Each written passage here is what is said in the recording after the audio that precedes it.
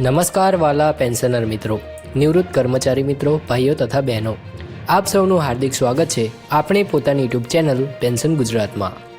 આજે આપણે એક ખૂબ જ મહત્વપૂર્ણ અને ઐતિહાસિક વિષય પર ચર્ચા કરવા જઈ રહ્યા છીએ, જે દેશભરના લાખો પેન્શનરો અને નિવૃત્ત કર્મચારીઓના જીવનમાં નવી આશાનું સૂર્યોદય લાવવાનું છે। મિત્રો, આજનો દિવસ ખાસ કરીને 64 વર્ષથી ઉપરના તમામ પેન્શનરો માટે અત્યંત મહત્વપૂર્ણ બની રહ્યો છે, કારણ કે આજે બપોરે સરકાર તરફથી એક મહત્વપૂર્ણ પરિપત્ર જાહેર કરવામાં આવ્યો છે।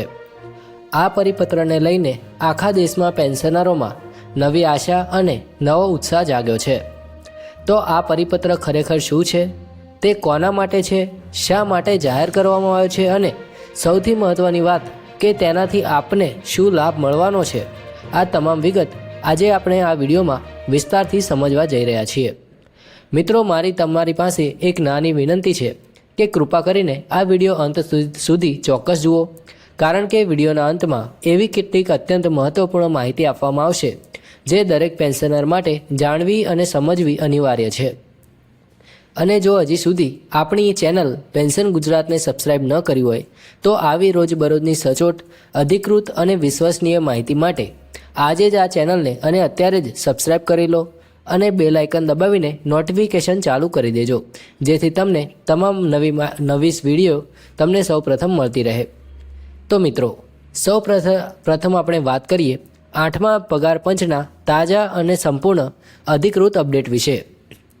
તો આજે આખા દેશભરમાં 1 કરોડથી પણ વધુ કેન્દ્ર સરકારના કર્મચારીઓ અને પેન્શનરો 8મા પગાર પંચની અત્યંત આતુરતાથી રાહ જોઈ રહ્યા છે।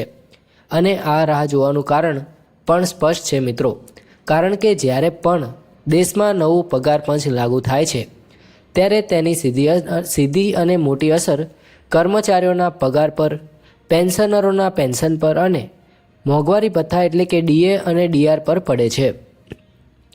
જો આપણે પાછલા તમામ પગાર પંચોના ઇતિહાસ પર નજર કરીએ તો દરેક વખતે જ્યારે પણ નવું પગાર પંચ લાગુ થયું છે ત્યારે કર્મચારીઓના જીવન સ્તરમાં નોંધપાત્ર સુધારો આવ્યો છે અને પેન્શનરોની આર્થિક સુરક્ષામાં પણ મોટો વધારો થયો છે।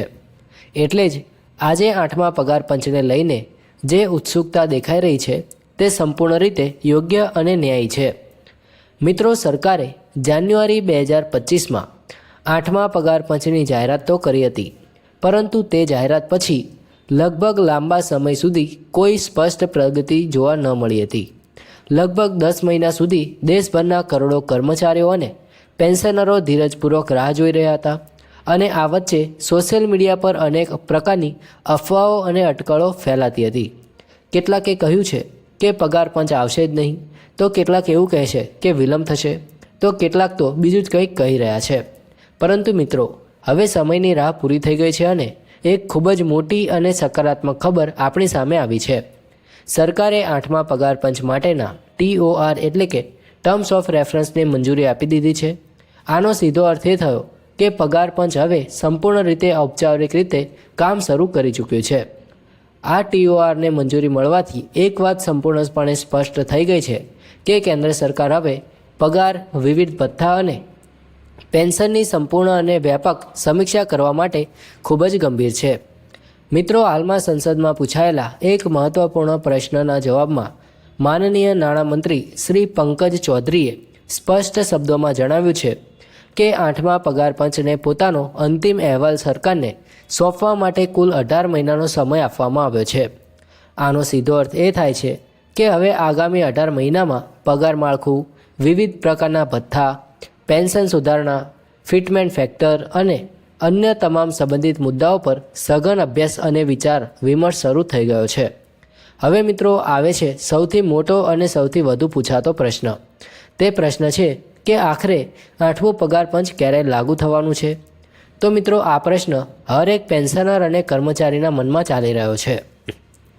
તો ધ્યાનથી સાંભળજો મિત્રો, હાલમાં દેશમાં જે 7મું પગાર પંચ ચાલી રહ્યું છે તે ડિસેમ્બર 2025માં પૂર્ણ થવાનું છે। સરકારની પરંપરા અને નિયમ મુજબ નવું પગાર પંચ સામાન્ય રીતે અગાઉનું પગાર પંચ પૂર્ણ થયા પછી જ અમલમાં આવે છે। આ હિસાબથી એવી મજબૂત સંભાવના છે કે 8મા પગાર પંચની ભલામણો 1 જાન્યુઆરી 2026થી લાગુ માનવામાં આવી શકે છે.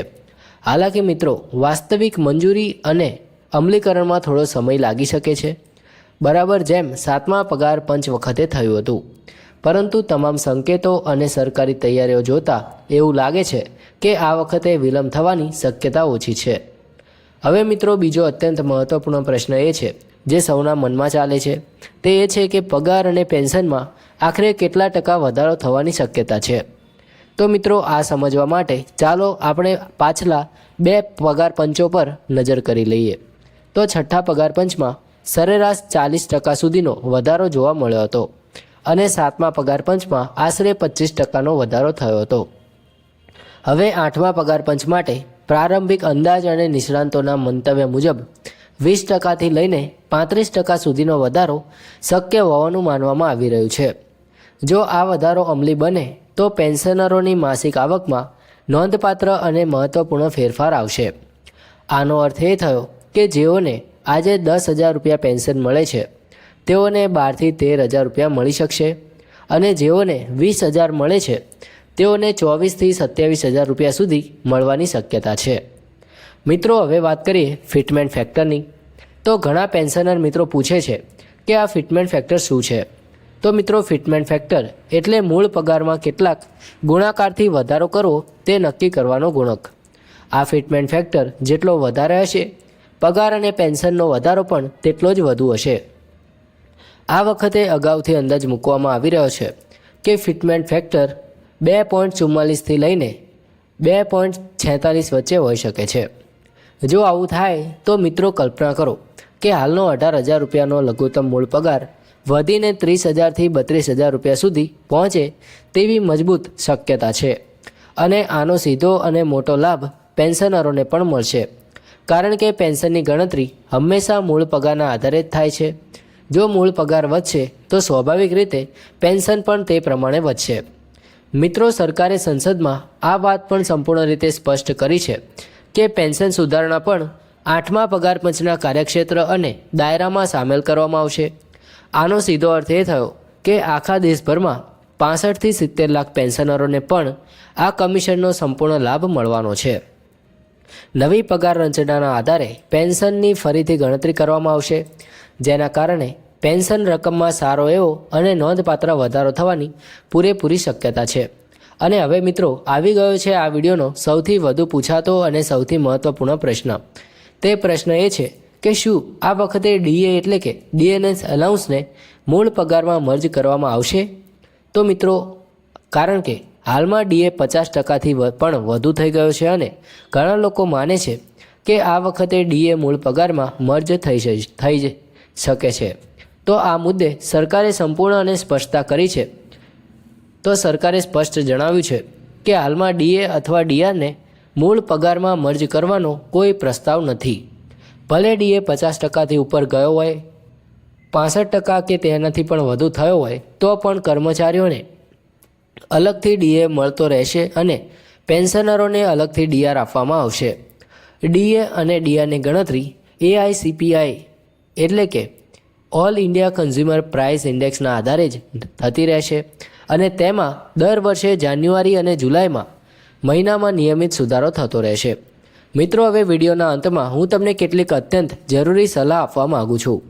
પહેલી અને સૌથી મહત્વપૂર્ણ વાત તો એ છે કે સોશિયલ મીડિયા પર અથવા વોટ્સએપ પર ફરતી કોઈ પણ અફવા પર વિશ્વાસ ન કરો. ઘણા લોકો ખોટા દાવા કરે છે, ખોટી તારીખો બતાવે છે, ખોટા આંકડા આપે છે. આવી કોઈ પણ અપ્રામાણિક માહિતી પર વિશ્વાસ ન કરો. માત્ર અધિકૃત સ્ત્રોતો અને વિશ્વસનીય ચેનલ્સ જેવી કે આપણે પેન્શન ગુજરાત પર આધાર રાખો. બીજી મહત્ત્વની વાત એ છે કે ધીરજ રાખો મિત્રો. સરકારી કામમાં થોડો સમય તો લાગે જ છે, પરંતુ હવે જ્યારે TORને મંજૂરી મળી ગઈ છે ત્યારે આગામી મહિનાઓમાં નિયમિત પ્રગતિ જોવા મળશે. અને ત્રીજી વાત, તમારા સાથી પેન્શનરોને પણ આ અધિકૃત માહિતી સુધી પહોંચાડો. આ વિડીયોને વધુમાં વધુ શેર કરો જેથી બધાને સાચી માહિતી મળી રહે. તો મિત્રો, આજના આ વિડીયોમાં આપણે 8મા પગાર પંચની સંપૂર્ણ માહિતી વિગતવાર જોઈ. 8મો પગાર પંચ પેન્શનરો અને કર્મચારીઓ માટે આશાનો નવો દીવો લઈને આવે છે. આગામી મહિનાઓમાં વધુ સ્પષ્ટતા આવશે અને જેમ જેમ નવા અપડેટ મળશે તેમ તેમ આપણી ચેનલ પેન્શન ગુજરાત તમને સૌથી પહેલાં અને સૌથી સાચી માહિતી પહોંચાડતી રહેશે. આવી સાચી, સ્પષ્ટ અને પેન્શનરોના હિતમાં રહેલી માહિતી માટે આપણી ચેનલ પેન્શન ગુજરાત સાથે સતત જોડાયેલા રહો. સબસ્ક્રાઇબ કરો, બેલ આઇકન દબાવો અને દરેક વિડીયો જુઓ. જો આજનો વિડીયો તમને ઉપયોગી લાગ્યો હોય, મદદરૂપ લાગ્યો હોય તો કૃપા કરીને લાઇક કરજો અને તમારા બધા પેન્શનર મિત્રો, સંબંધીઓ અને જાણીતાઓ સુધી આ વિડીયો જરૂરથી શેર કરજો. કમેન્ટ સેક્શનમાં તમારા વિચારો, પ્રશ્નો અને સૂચનો જરૂરથી લખજો. આપની પ્રતિક્રિયા અમારા માટે ખૂબ જ મહત્વપૂર્ણ છે. ફરી મળીશું એક નવા વિડીયો સાથે અને નવી અને મહત્વપૂર્ણ માહિતી સાથે. ત્યાં સુધી જય હિન્દ, વંદે માતરમ.